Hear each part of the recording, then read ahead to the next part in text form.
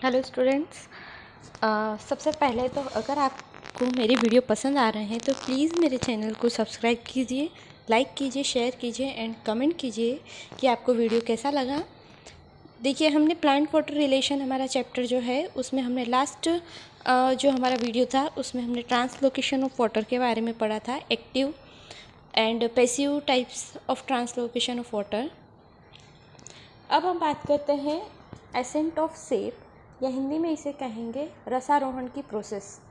देखिए, सभी को पता है कि जो प्लांट होते हैं वो वाटर को प्लांट की जो रूट्स होती है वो वाटर एंड मिनरल्स को एब्जॉर्ब करने में हेल्प करती है, और उन्हीं जो मिनरल्स और जो वाटर होता है उसे उसके aerial parts like stem and leaf तक पहुंचाने का काम करती है। तो एसेंट ऑफ सेप या ट्रांसलोकेशन क्या होता है कि अब ऐसी प्रोसेस जिसमें वाटर का जो चढ़ना है, ऊपर की तरफ चढ़ना जो है वो किसके अगेंस्ट होता है? ग्रेविटेशनल फोर्स की अगेंस्ट होता है। Upward translocation of water from the roots to the top of the plant, यानी इसमें क्या होगा कि जो वाटर और मिनरल्स है वो ग्रेविटेशनल फोर्स के अगेंस्ट जो जाइलम वेसल्स होती है, जाइलम होता है, उसके थ्रू ऊपर की तरफ पहुंच जाता है और उसके एरियल पार्ट्स में पहुंच जाता है। तो ये प्रोसेस क्या कहलाती है? एसेंट ऑफ सेप, या इसे रसारोहण की प्रोसेस कहते हैं। अब रसारोहण के पाथ को समझाने के लिए, एसेंट ऑफ सेप के पाथ को समझाने के लिए दो टेस्ट किए गए। देखिए, यहाँ पर दो एक्सपेरिमेंट किए गए हैं पाथ ऑफ एसेंट ऑफ सेप को समझाने के लिए, जिसमें फर्स्ट है इयोसिन टेस्ट और सेकंड है रिंगिंग एक्सपेरिमेंट। तो पहले हम बात करेंगे इयोसिन टेस्ट की। इयोसिन टेस्ट में क्या करते हैं कि एक बॉल्सम का प्लांट लेते हैं कट करके, उसके प्लांट को हम क्या करेंगे, एक बीकर लेंगे और बीकर के में कौन सा सॉल्यूशन रखेंगे? इयोसिन सॉल्यूशन रखेंगे। देन इसके बाद क्या करेंगे, प्लांट के पार्ट को हम बीकर के अंदर रखेंगे, और कुछ टाइम बाद क्या होता है कि ये जो प्लांट है, इस बॉल्सम का जो प्लांट है, इसका फ्लावर्स जो होता है वो वाइट कलर फ्लावर होता है, और थोड़े टाइम के बाद इसकी पेटल्स जो होती है फ्लावर्स की, पेटल्स को देखेंगे कि पेटल्स का कलर जो है वो चेंज होने लगता है, पेटल वाइट की जगह रेड अपीयर होने लगती है। साथ ही साथ जो इसकी वेन्स दिखाई दे रही है हमको लीव्स की, इसमें भी क्या होगा, ये भी थोड़ी सी रेडिश कलर की हमें दिखाई देने लगती है। और जब हम इसका ट्रांसफर सेक्शन की कटिंग करके देखते हैं इस स्टेम की, तो इसमें क्या होगा, केवल जो जाइलम वेसल्स है उसकी जाइलम वेसल्स ही हमें रेड कलर की अपीयर होती है, बाकी जो होता है प्लांट का दूसरा पार्ट वो जो है वो ग्रीन कलर का ही होता है। तो इयोसिन टेस्ट से ये पता लगाया कि जो ट्रांसलोकेशन है वो किसके थ्रू होता है? जाइलम के थ्रू होता है। अब सेकंड एक्सपेरिमेंट जो है वो है रिंगिंग एक्सपेरिमेंट, जो किसने किया था? मेल्पीगी ने किया था इन 1961 में। इन्होंने क्या किया कि टोकोमा प्लांट जो है उसके टोकोमा के दो प्लांट्स लिए, एक ए और एक बी। फर्स्ट वाले प्लांट में इन्होंने क्या किया कि जो स्टेम होता है उसकी बार्क को कट किया, आसपास से कट करके एक बीकर में रखा, उन्होंने पानी से भरे बीकर में रखा।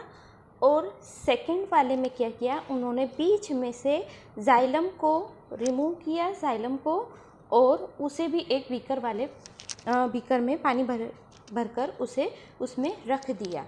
आफ्टर सम टाइम्स, या कुछ टाइम के बाद, उन्होंने देखा कि जो फर्स्ट वाला प्लांट ए है उसकी जो लीव्स होती है वो टर्जिड होती है, या वो जो देखेंगे कि इसमें जो पानी जो है वो कंटिन्यूसली ऊपर की तरफ जा रहा है और लीव एज इट इज़ है उसकी।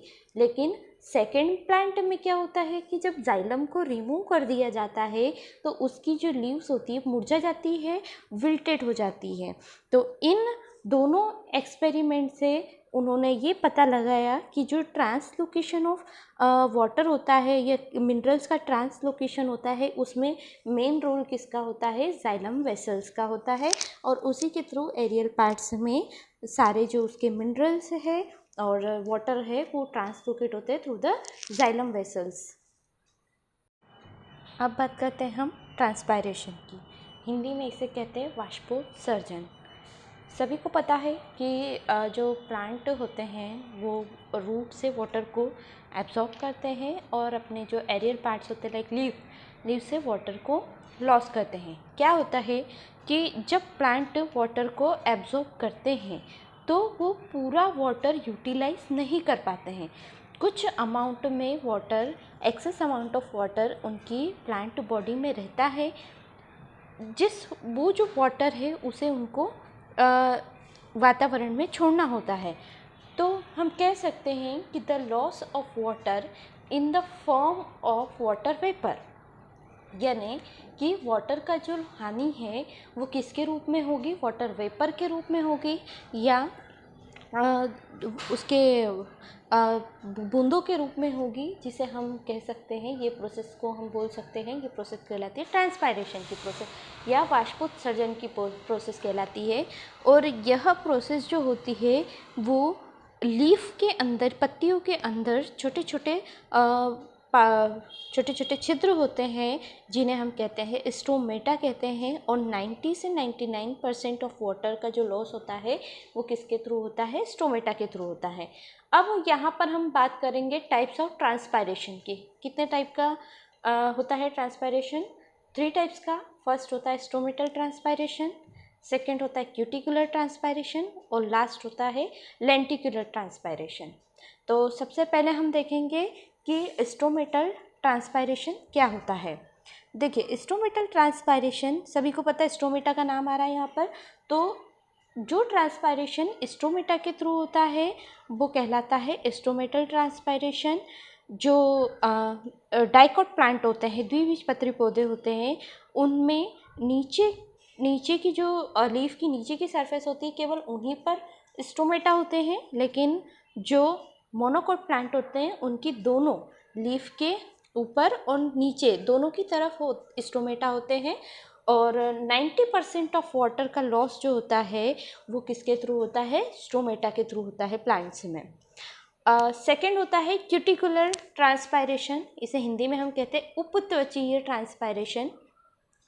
पौधों की जो लीव्स होती हैं तथा उसके जो एरियल पार्ट्स होते हैं वो क्यूटिकल के द्वारा ढके होते हैं। क्यूटिकल एक आवरण होता है जो उसकी स्किन पर होता है, प्लांट के एरियल पार्ट की स्किन पर होता है।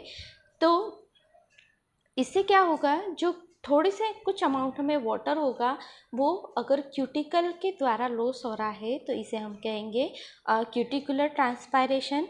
इसमें जो वाटर का लॉस होता है वो 1 से 3% ऑफ वाटर का लॉस होता है। और लास्ट जो है हमारा, जैसे एक मिनट, इस क्यूटिकुलर ट्रांसपायरेशन जो होता है वो बेसिकली जो हमारे ज़ेरोफाइटिक प्लांट्स होते हैं, ज़ेरोफाइटिक प्लांट्स यानी ऐसे प्लांट जो कहाँ पाए जाते हैं, ज़ेरेटिक कंडीशन में या मरुस्थलीय कंडीशन में जो पाए जाते हैं उनमें ये ट्रांसपायरेशन पाया जाता है। और लास्ट होता है हमारा वातरंध्रीय या लेंटिकुलर ट्रांसपायरेशन। लेंटिकुलर ट्रांसपायरेशन जो होता है वो ऐसे प्लांट्स में होता है जिन प्लांट्स में बार्क या छाल नहीं होती है। ऐसे प्लांट्स में कौन सा ट्रांसपायरेशन होगा, लेंटिकुलर ट्रांसपायरेशन होगा। और इनमें क्या होगा कि इनकी जो शाखाएं होती है या ब्रांचेस होती हैं प्लांट्स की, उसमें छोटे छोटे से पोर्स प्रेजेंट होते हैं जिन्हें लेंटिकल्स कहते हैं। और इन लेंटिकल्स के थ्रू जो अगर वाटर का लॉस हो रहा है तो वो क्या कहलाएगा, लेंटिकुलर ट्रांसपायरेशन कहलाता है। तो ये हो गया हमारे ट्रांसपायरेशन की process and types of transpiration. Next video में मैं अपना नेक्स्ट टॉपिक को एक्सप्लेन करूँगी। Thank you very much.